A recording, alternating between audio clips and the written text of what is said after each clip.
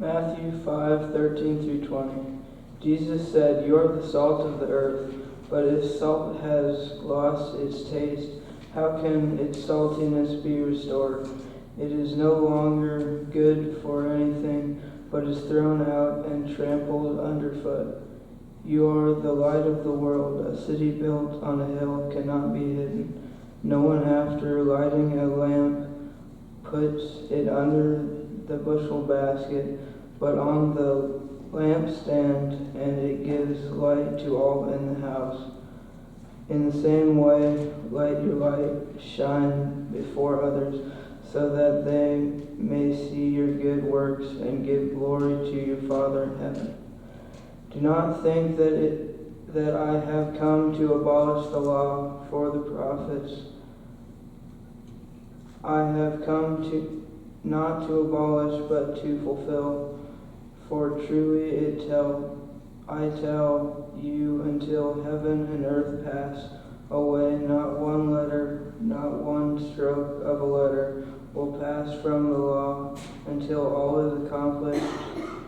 Therefore, whoever breaks one of the least of these commandments and teaches others to do the same will be called least in the kingdom of heaven. But whoever does them and teaches them will be called great in the kingdom of heaven. For I tell you, unless your righteousness exceeds that of the scribes and Pharisees, you will never enter the kingdom of heaven."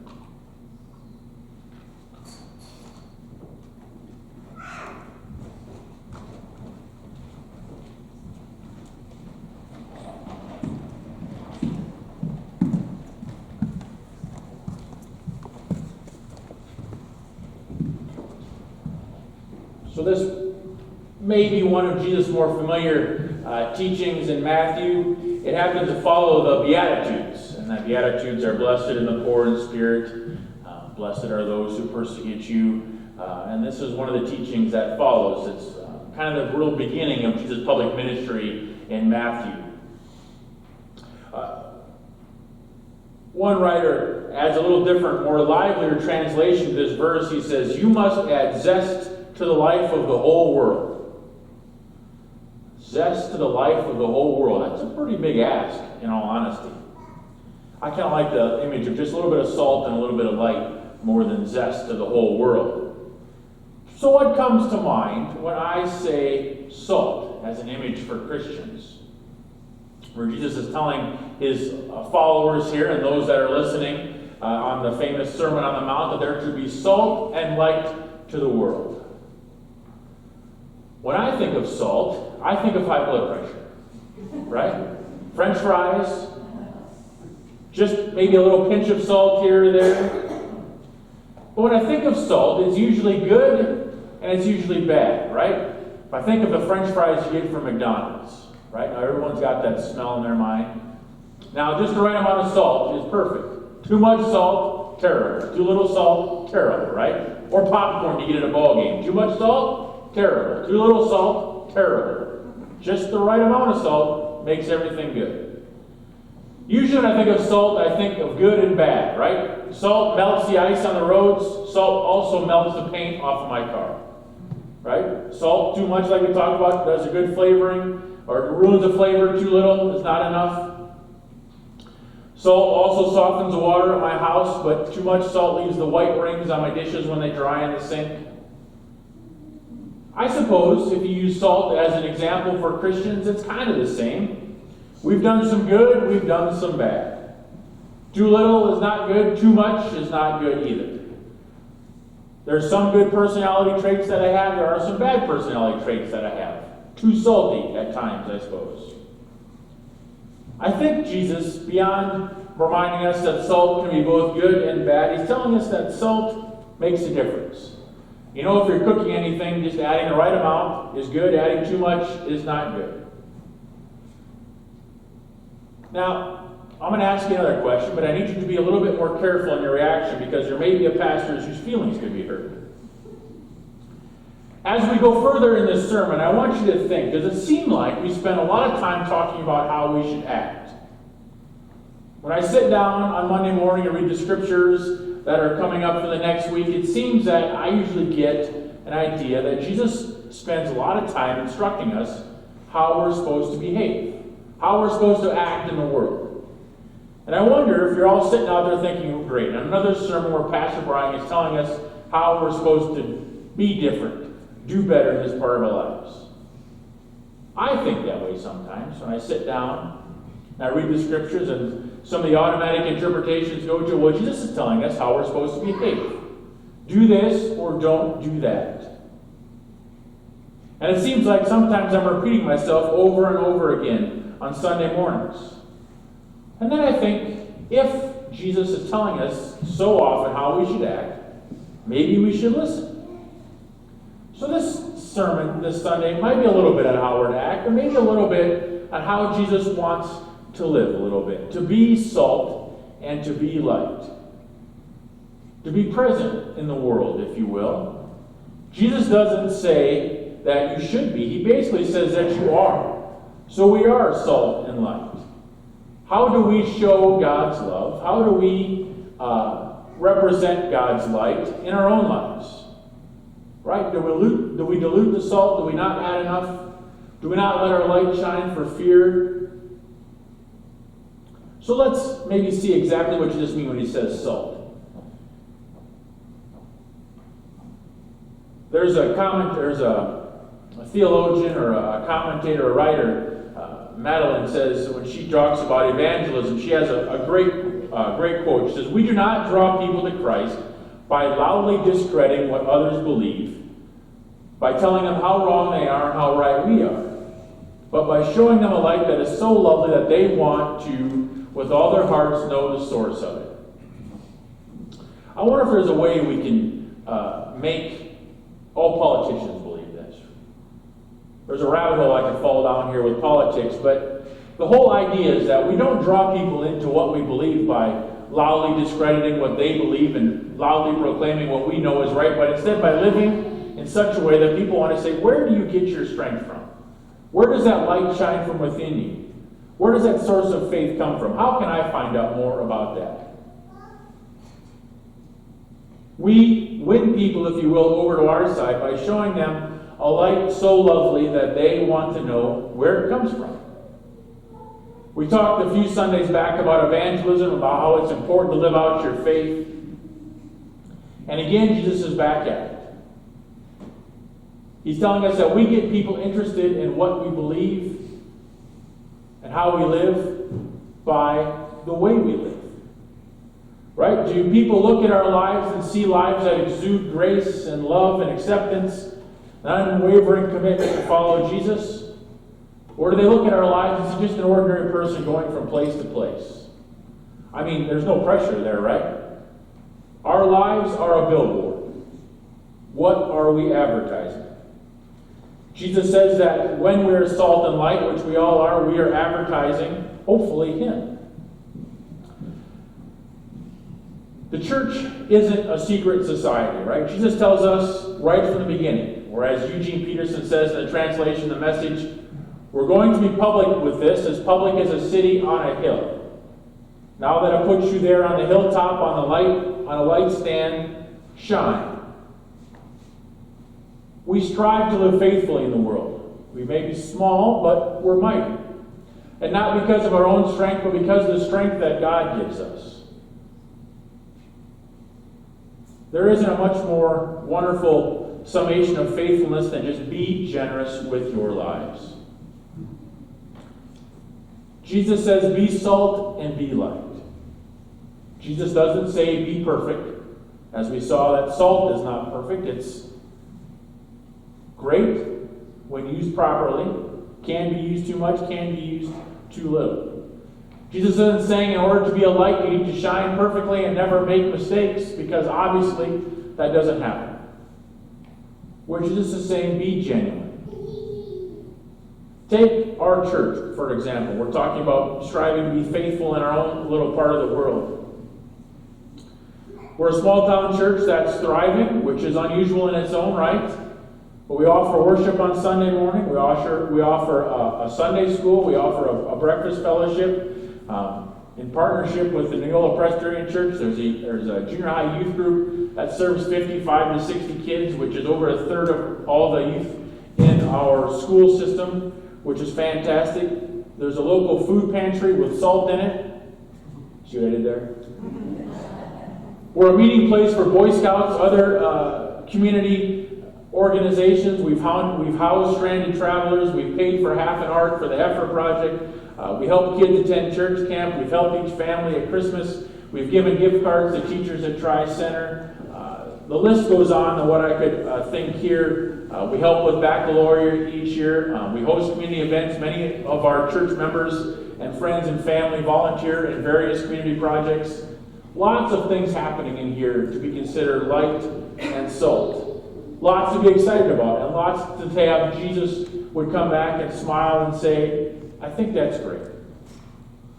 Lots also where we could be doing more. What other ministries can we do? What other areas can we help with? What could we do? And I think that's the challenge that Jesus offers us. There's a balance that's in Scripture that gets lost quite often. And it's pretty foundational if we want to understand the true message of the Bible. A lot of times we miss that balance. We end up going one way or the other. And it's the balance between grace and demand.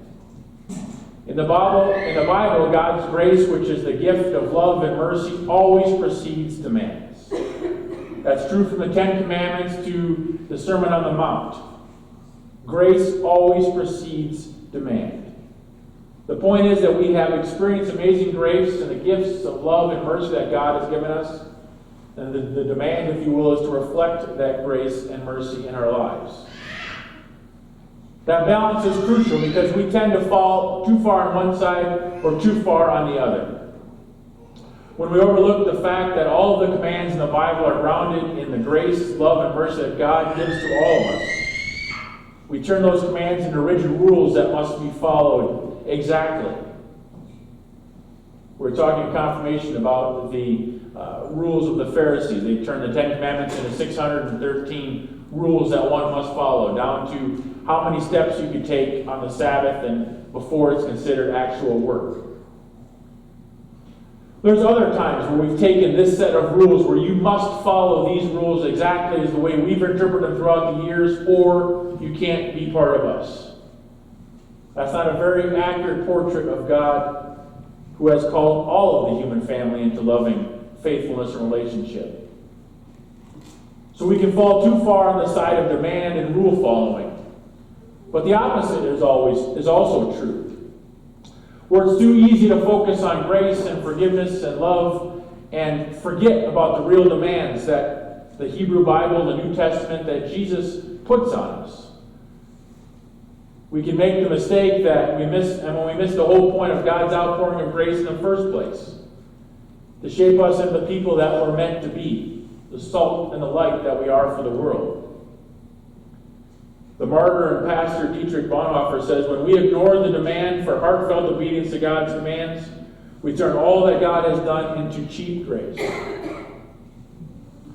We can also think that there's voices in our world who expect a loving God to be tolerant of anything and everything, that all can go as long as it's grace, as long as there's mercy and forgiveness, that there are no demands on our lives to be different, to change.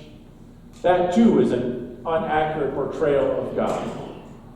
As with most things in life, the answer is somewhere in the middle, between full grace and between the demands. God is in the middle, and that's reflected in our lesson this morning. Jesus opens on the Sermon on the Mount with the Beatitudes, which are the first few verses before this talk about salt and light.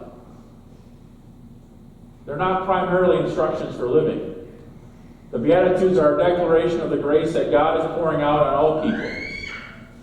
They're an announcement of where God's heart is, who God sees as special.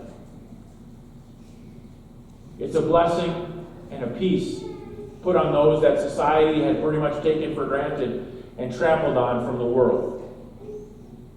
He makes an elaborate statement that God's grace and love is open to everybody before he gets into our lesson that we heard this morning. More of the demand and the instruction part then, where he's calling us to righteousness beyond the examples that were given in the law. It says beyond just obeying, it's obeying with your heart. What's in your heart and your mind. Jesus didn't come to make it easier to obey commands. He actually came and made it harder. Instead of just not killing, he says, keep that hatred and that anger out of your heart. He wants to produce a people that have justice, compassion, and mercy towards one another.